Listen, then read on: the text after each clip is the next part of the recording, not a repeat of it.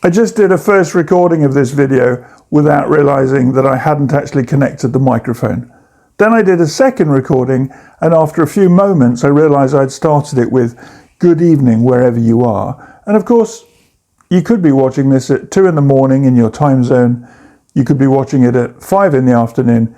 It doesn't really matter. So hello to you wherever you are, whether you're an indie author, a part-time writer, a regular scribbler, or somebody who wants to take the ideas and the detail that you have captured on the pages that you're writing, and you want to transfer that in some manner to a screen, to a keypad, and make progress in that way.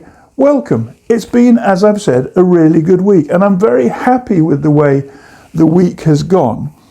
But walking back from work this afternoon, I realized to myself that part of the reason I'm having a good week is because what's going on up here, the ideas, the thoughts that I'm having, and the way I'm responding to some quite adverse situations. I've seen 2 colleagues this week. They're very new colleagues. I've only met them in the last few weeks. Go off work with stress. And sometimes that's from things that are very much beyond our control. Our ability to respond is what matters. And I hope they are back at work soon, but it looks like they may be off for several weeks.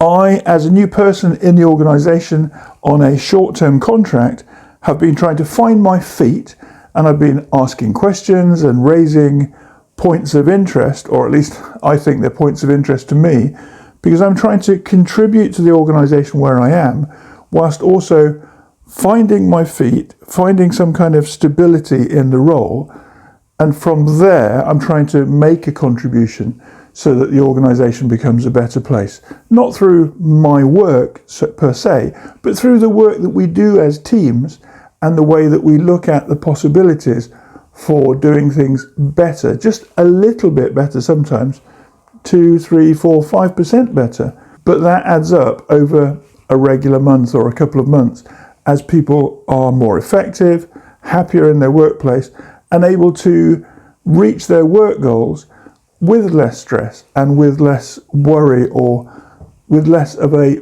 heavy price to pay in terms of their personal circumstances. I'm really sad about some of the things that have happened, but I have chosen not to drop down into that hole. Instead, my role has got to be, how can I get that person to stand up straight, to feel better about themselves, to see a broader perspective of what's been happening, and to understand that they are not at fault, but the way that things are structured may have caused them some anguish. And when I wanted to write some notes for that, when I got home, I went to my regular manor bag, my wrist bag that I've talked about a few times, and you will see that I chose one of those Leica notebooks from the selection I looked at a couple of days ago. The winner for the new selection has been the yellow. Patrick, by the way, thank you for saying yellow as a suggestion. Yellow to remind me of the sunshine in Mexico, my home country these days, and to remind me of the things that energize me. So yellow is the book. It has that beautiful, if I can just turn to it, has that beautiful salmon pink insert at the front and the back of the book. But I've written a couple of thoughts down to help me with the video this evening. And they are quite simple, but I realized that some of the things that I want to focus on, I always achieve more when I focus on less, or when I put my energy into a simple approach to the things I'm trying to do. So I've written down a few things here, and I'm going to share them on screen now. I'm just going to hold it up for a second or two. But the first one is ask questions. Where I have struggled in the workplace in the last couple of weeks, it's because a thing wasn't explained, a process hasn't been illustrated or shown to me so that I can take full opportunity of what we are doing with our audience group, or where an aspect of the way that the institution thinks hasn't been made very clear, so I have potentially made assumptions that are incorrect, and I haven't made the progress that I would have liked to. However, I had a couple of breakthroughs this week, one yesterday. another one in the last 30 minutes before leaving work, where I have been reaching out to other people and I'm saying, I've got a question about this. Why do we do our inductions this way? Here are 2 or 3 other things that we could try and do. Why do we limit exposure to the different departments to new people, as opposed to saying, this is our umbrella picture of the institution or the organization? I'm just talking about the place that I'm in my role at the moment, but it could apply to anywhere where you or I work. And why is it that we do it this way and we're not considering alternatives for all sorts of things, for the catering facilities, for the classrooms, for the technology usage, for the placement of security systems?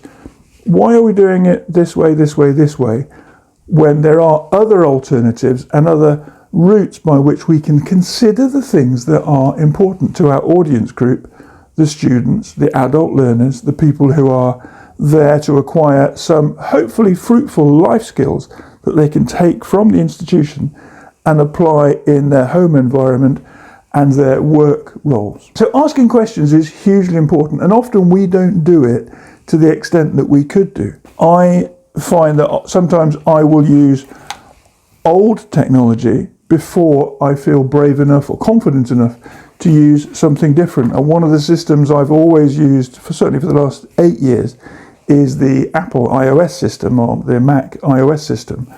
And I've become so confident with it that it's an intuitive process.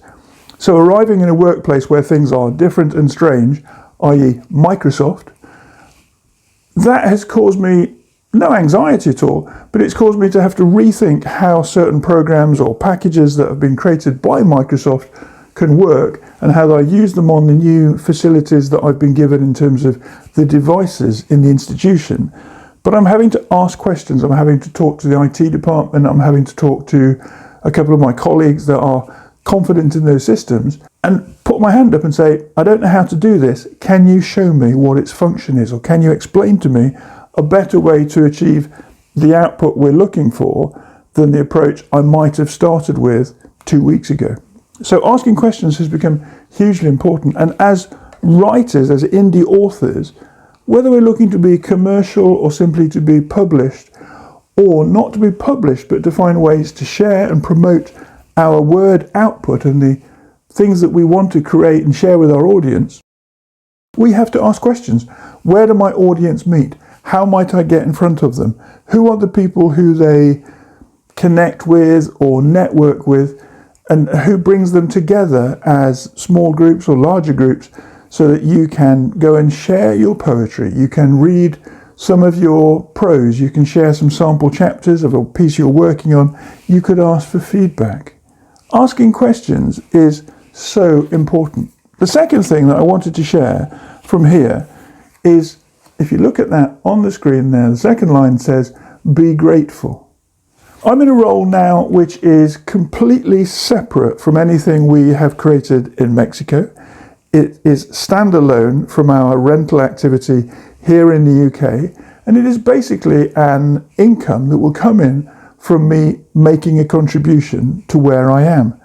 But I'm so grateful for that. Several things have happened that I wish were not the case, but I'm apart from my wife for the next 2 months, and then we're together for a couple of months, and then I'm back on my own and in that role again for another 2 months.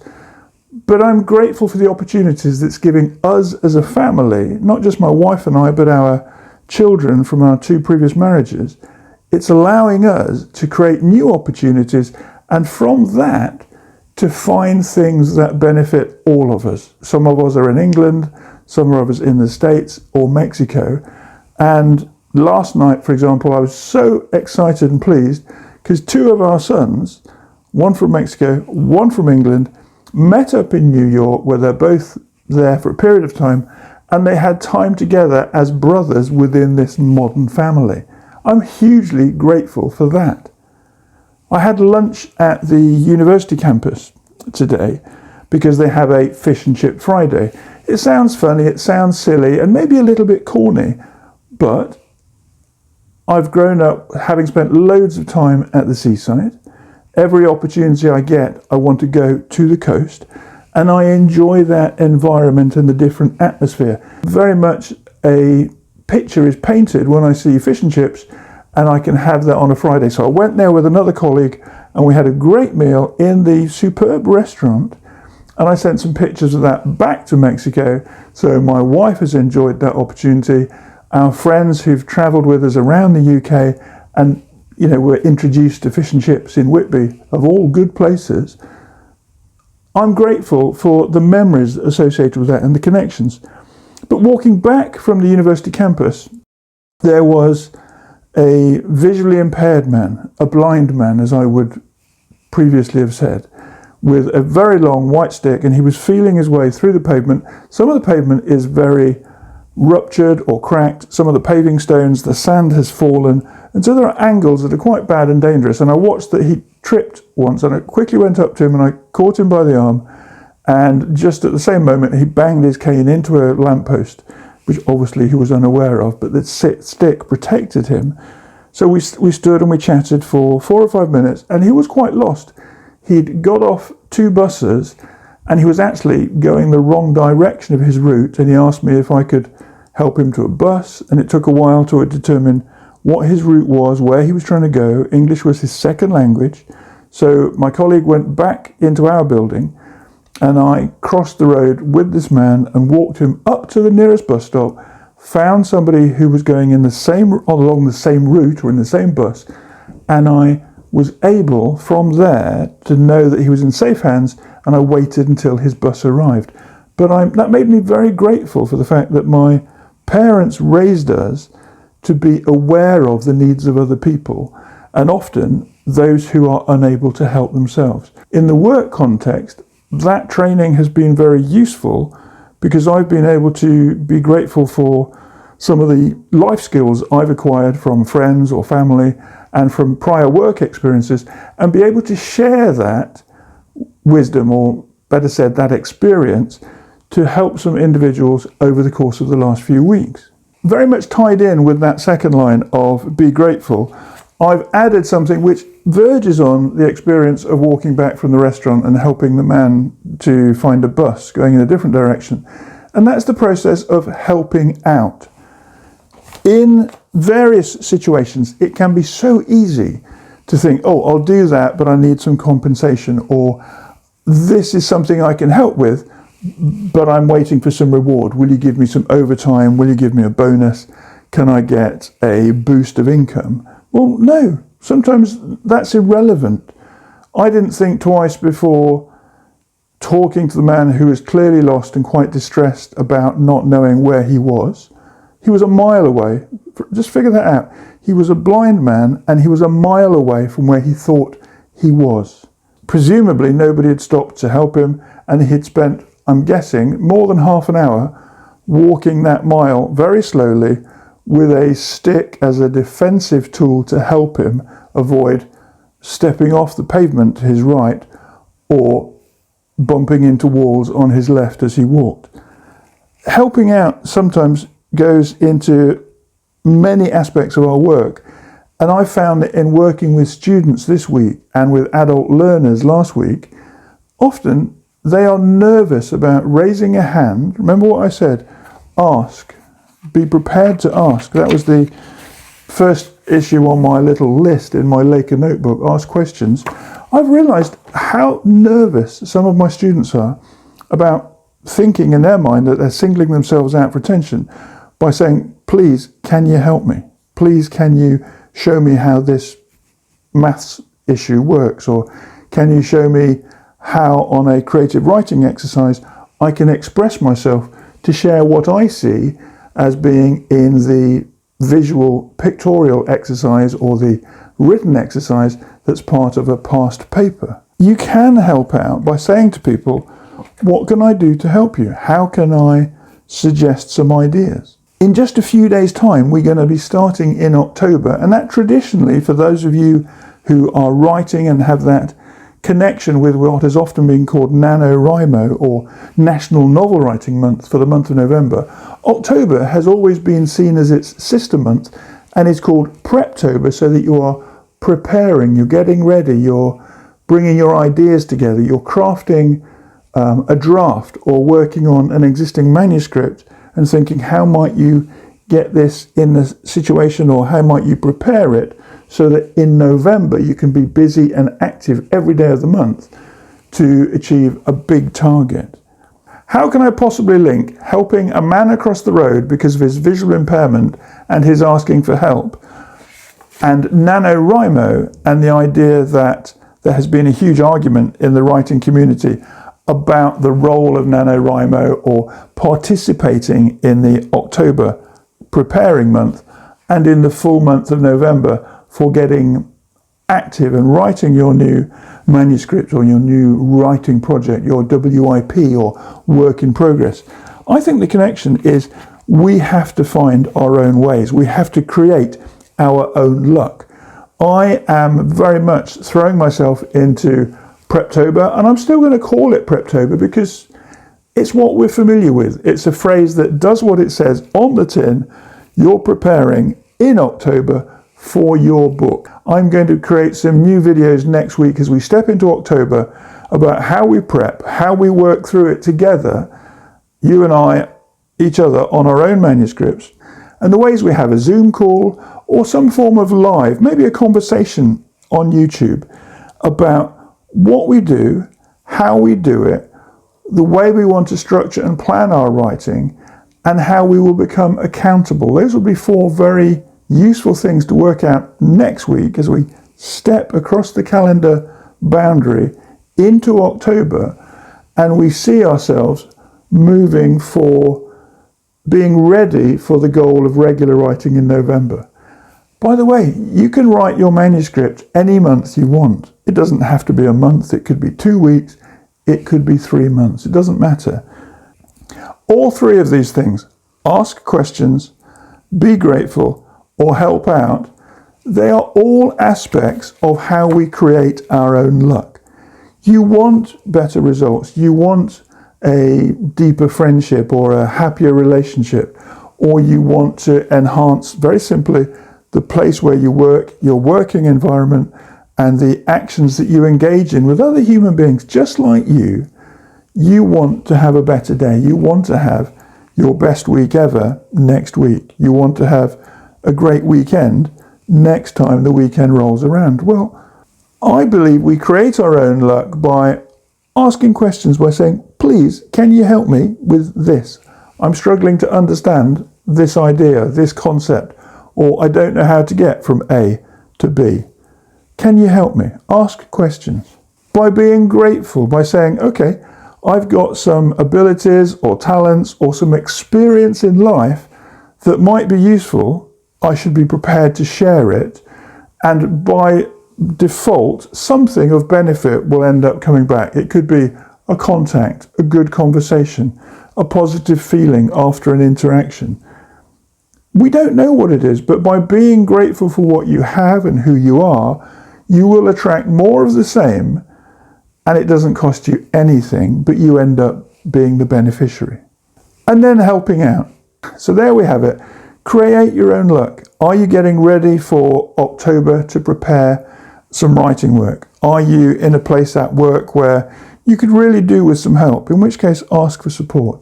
Are you in a place where the idea of writing a manuscript in a month as we move into November, only 5 weeks away, as we move into November, it gives you that sense of, oh yes, I want to create something. I want to grab my notebook, or I want to grab that keyboard and create something which will help me to produce a written project. It could be a book of poems, it could be a collection of short stories, it could be a novella. It doesn't matter to me at all what your project is. If there's anything I can share here or in a response to one of your comments talking about something, perhaps more than likely about your writing output or your prose, the work that you want to do around a manuscript or a written idea, but genuinely take the perspective that you are creating your own luck by your approach to the situations you face every day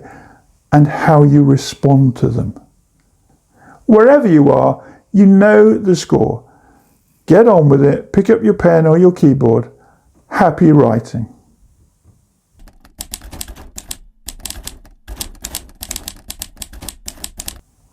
Stop, edit, cut out previous 15 seconds.